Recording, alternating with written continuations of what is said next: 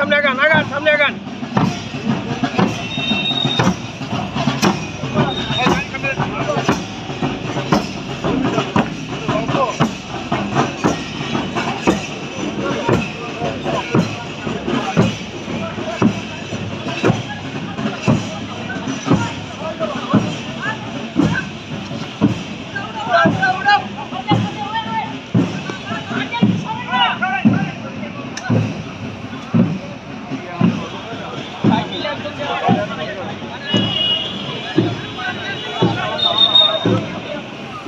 লোকগুলো সামনে রেখে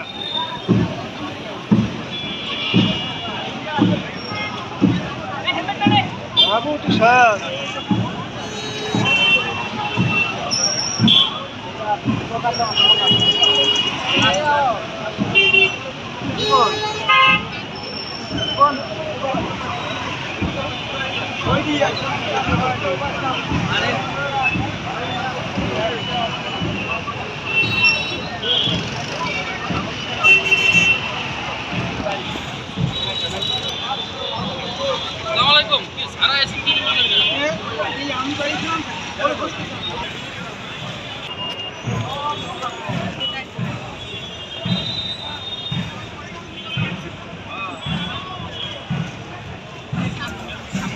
করেন ওই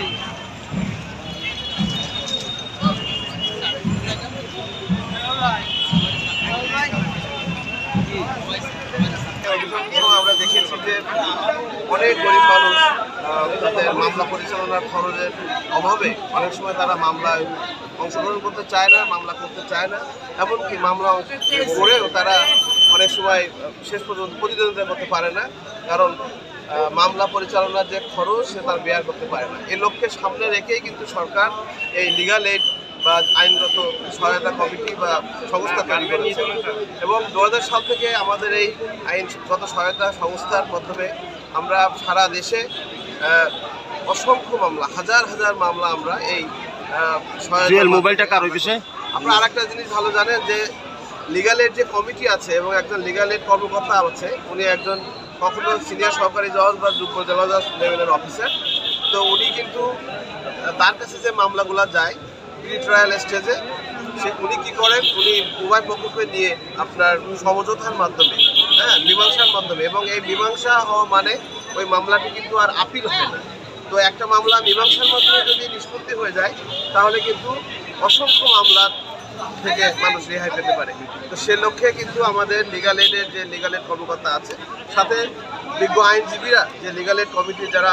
প্যানেল অ্যাডভোকেট রয়েছে, তারাও আন্তরিকভাবে এই কাজ করে যাচ্ছে এবং আমরা খুবই পজিটিভ ফল পাচ্ছি এবং আশা করি এভাবে যদি আমরা চালায় যেতে পারি তাহলে আমাদের এই লিগাল এইডের যে উদ্দেশ্য সরকারের উদ্দেশ্য এবং সর্বোপরি গরিব দুঃখী মানুষের যে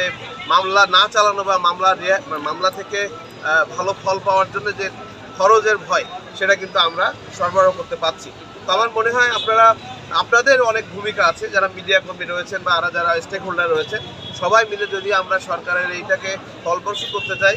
সকলকে আন্তরিকভাবে কাজ করতে হবে এবং একদিন দেখবো আমরা যে গরিব মানুষ মামলা চালাতে পারে না, এই ধরনের কোনো অভিযোগ আমাদের থাকবে। ধন্যবাদ আপনাদের।